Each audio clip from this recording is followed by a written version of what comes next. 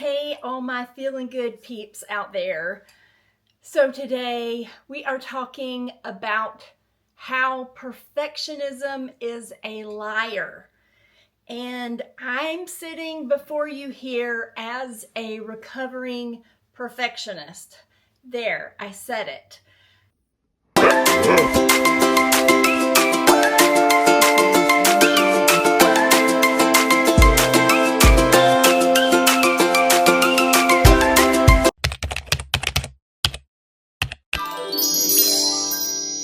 I have been a perfectionist since the day I was born. I came out as a small, tiny child. I'm sure my mother would tell everyone, this kid feels like she has to be perfect at everything. And it's something that I've really struggled with for most of my life. And I still struggle with it today. Even sitting here, getting prepared to do this video, I get anxiety because I want it to be just right. I want everything to be just so, and it's something that has definitely been debilitating in my life. So I decided to make this video and come on for you guys so that I can hopefully help someone else who has maybe struggled with this issue. So when I look back over my life, the need for perfection was mostly to hide my imperfections. I did not want to admit that I had issues. I was not all that. I was not just the greatest at everything. And so I came up with all these little mechanisms for trying to mask those areas that I was failing or not so great in.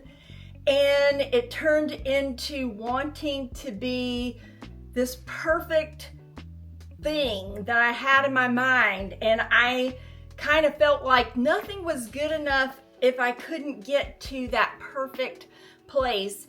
And it's kind of sad because if you live that way, you feel like nothing's ever good enough, and it's really hard to enjoy your experience. It's hard to enjoy the life that you're living when you feel like, well, this is never going to be good enough. So, you know, I'm just going to keep struggling and fighting for perfection, when really, when I look back, I should have just been a little more chill about things and just have been like, this is my life, you know, this is my life.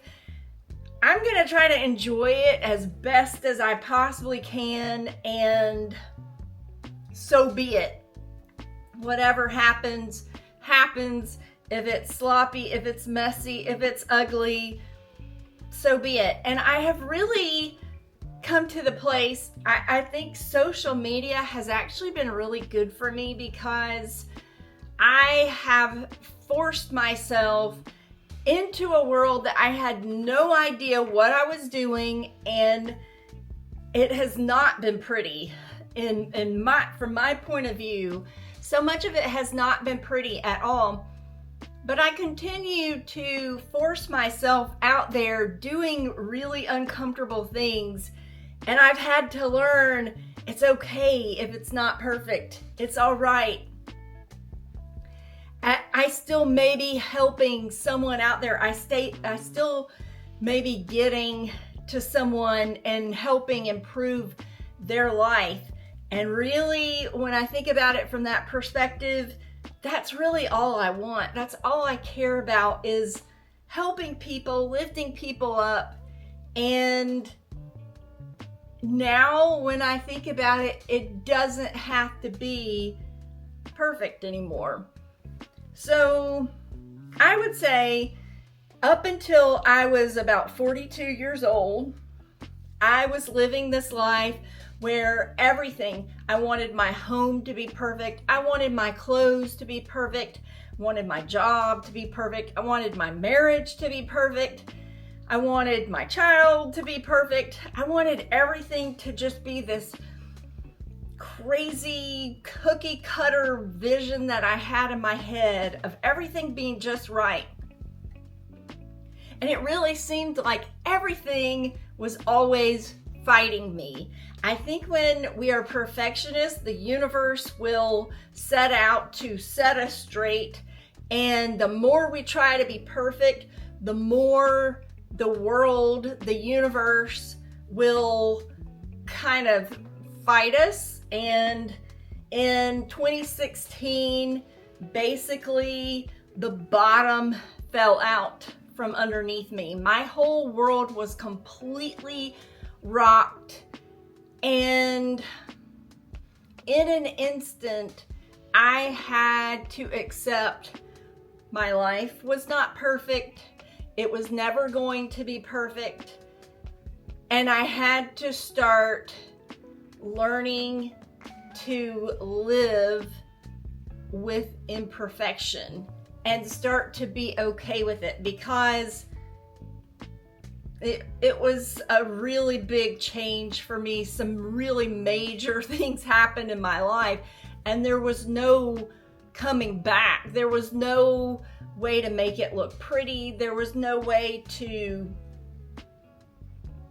sugarcoat it or wrap it up in a nice little package. It was basically just complete chaos and mayhem, and I had to accept. This is my life.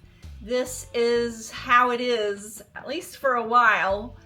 And I had to start getting comfortable with that. And when I look back, even though what happened, I would not wish on anyone, when I look back, it was a good lesson for me to start to learn to chill out and let some things go, not care so much about what other people think, not care so much about the facade. And there's a lot of freedom in that. There is a lot of just calm and just letting go and just relaxing into what is. And that can be so freeing. And that's what I want for you guys. So if you struggle, if you're like me and you are a recovering perfectionist, I want you to listen today and think about how you can let some of that go. So if you think about it, perfectionism a lot of times is a mask for fear.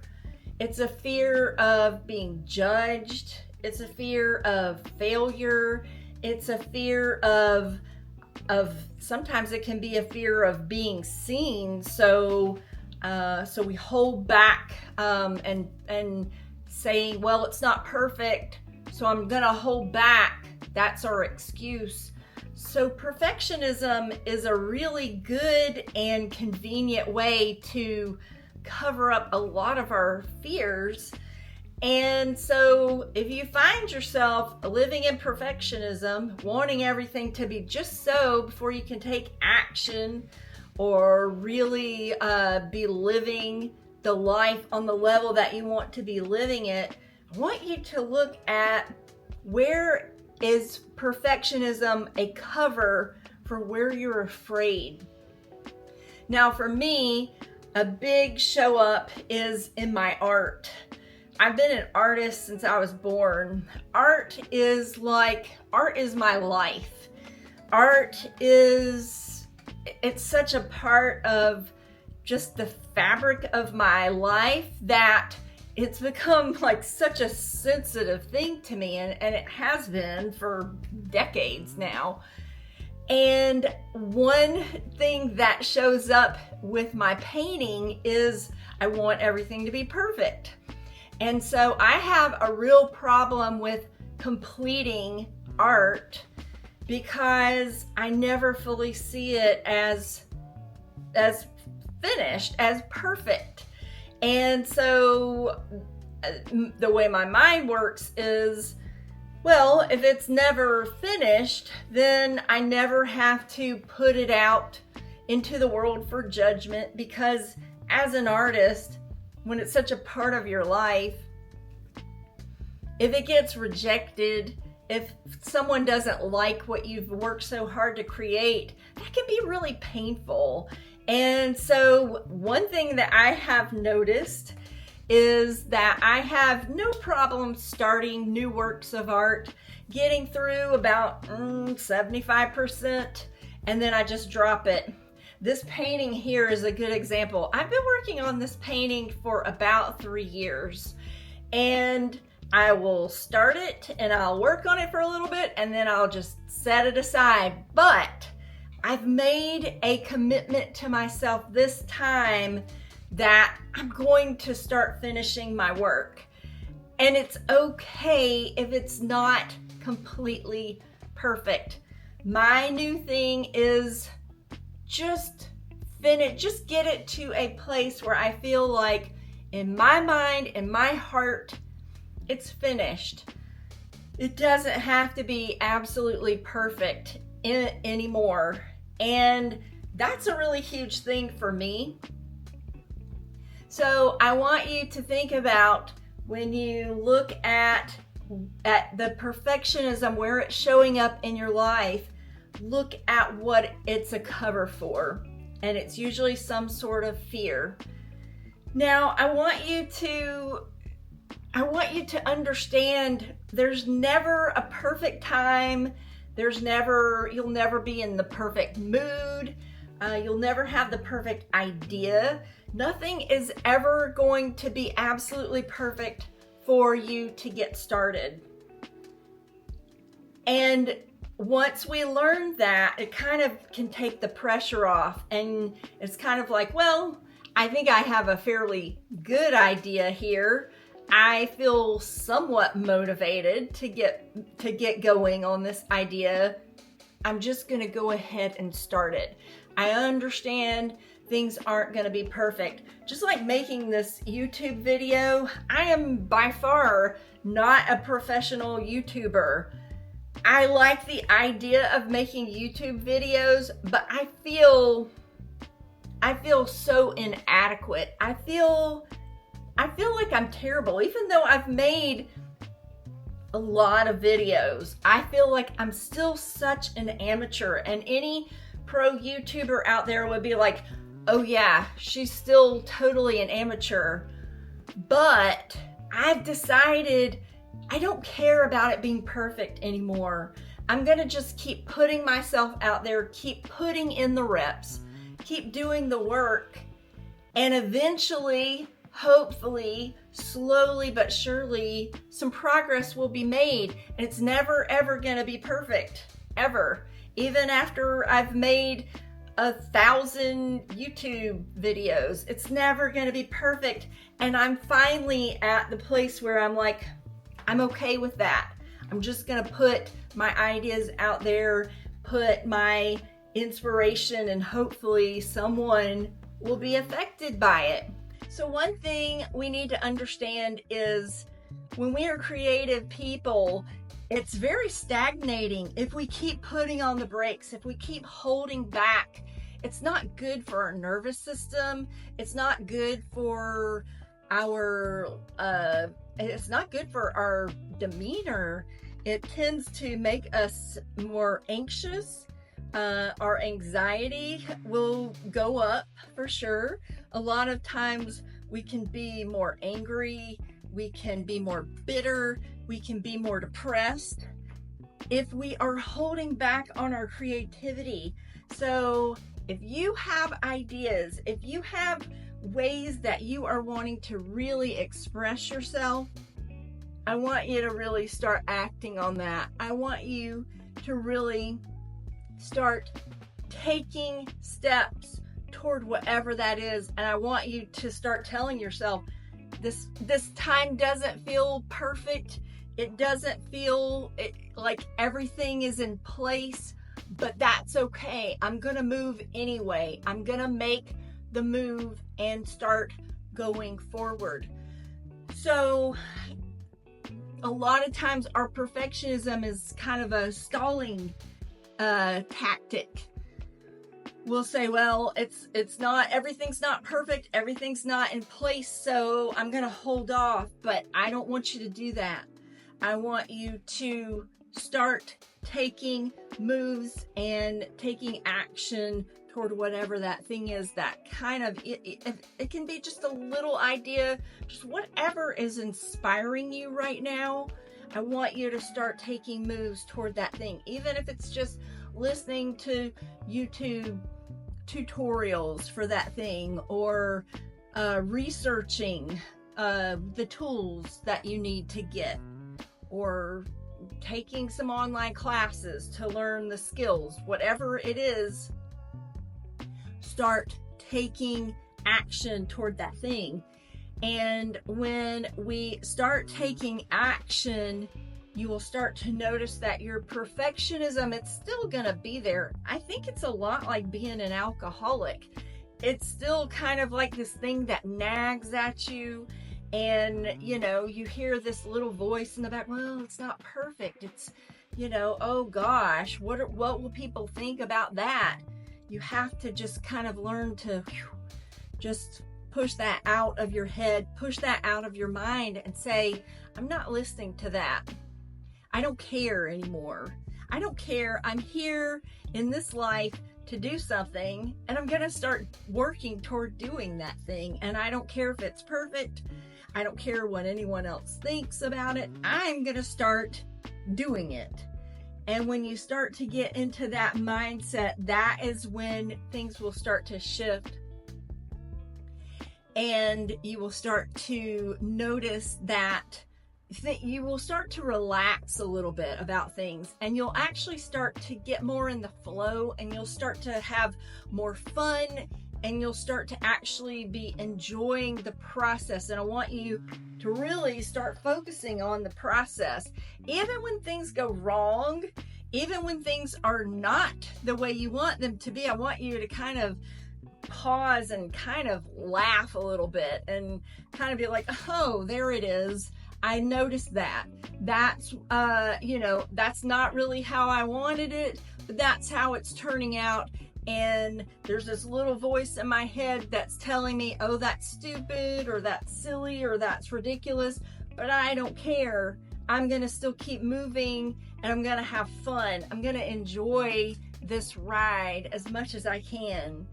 And I'm going to be in flow, and I'm going to actually like really serve and inspire people. And that's the mindset I want you to start having. Learn to love your quirks. Learn to love your imperfections. Where you make mistakes, learn to laugh at these things as much as you possibly can. Things are going to go wrong. Things are not going to be the way you want them to be a lot. And the more that you can just learn to, I really try to use the analogy of water a lot in my life these days. Water is just so malleable, and it just goes with the flow.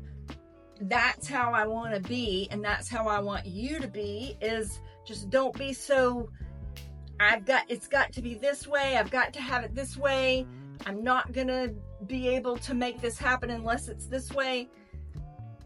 Try to laugh at that language in your head. Laugh it off and say, we're doing this. We're doing it. And I don't care if it's ugly and messy. We're going to make this happen. So for you ladies out there, creative women 40 plus, you might be struggling with this, and I want you to really think about if you're in your 40s and up, you have a lot of experience. You have a lot of wisdom. You have a lot of stories. You have a lot to teach. And so you've got to start leaning on that instead of your perfectionism. Start trusting yourself. Start trusting your experience, where you've come. Trust that all that you've been through and all that you've learned, all that you've seen and done was for a reason. And now it's up to you to present it in some sort of way, live it out, and put it into action to inspire others, help others, encourage others. And the quicker you get your perfectionism out of the way, the quicker you're going to be really making an impact, making a difference. So I want you also, lastly, to understand that when you finally let your guard down, when you finally say, I'm okay with things being messy, I'm okay with it not being perfect, you become more relatable. Everybody's going through something. Everybody's having some sort of crazy life experience. No matter, even the other perfectionists that are really good at making things look good on the outside, they're still going through some kind of muck. And when you start to let your guard down and you start to say, look, my life's not perfect. My life is crazy and nutty, but we're still going to do this anyway. People will be attracted to you and people will want more of what you've got. A lot of times we're spending so much of our precious life energy on making things look just right. It can just be so refreshing to come across someone that's just like, whatever, who cares? I'm not going to say that I'm going to ever just completely let everything go. That's just not my personality. I can't let everything go. I still like to look nice, and I still like for things around me to be nice, but do they have to be perfect anymore? Does everything have to be perfectly in place? No, it doesn't. And I'm happy. I'm so much happier now that I have learned to accept that, go along with it, and really just kind of change my focus to, I'm not here to be perfect. I'm not here to live out a perfect life. I'm here to serve other people. I'm here to lift up other people. I'm here to do my best to bring as much beauty to the world and to other people's lives as I possibly can. That's what I'm here for. And if it's a little bit messy in the process, I'm okay with that now. One thing that is great about being an artist is when you first start a painting, it is so messy. It is so, if you ever have seen an artist when they're just getting started, it's called underpainting, and it looks terrible. And a lot of times people who are not artists are like, what on earth are they doing? You know, it always looks messy in the beginning. So I want you to use that to understand, no matter what you're doing, no matter what you're starting, it can definitely look messy in the beginning, and that's okay. I want you to be completely okay with that, and I want you to just continue to stay positive, keep pushing forward. So I want to thank you guys so much for being with me today. I'm Kelly Anderson. I'm your Feelin Good Mama. I'd love to have you join us in the Feelin Good Mama community on Facebook. You can also visit me at thefeelingoodmama.com and thefeelinggoodacademy.com. Thank you guys so much for being with me today, and we will see you on the flip side.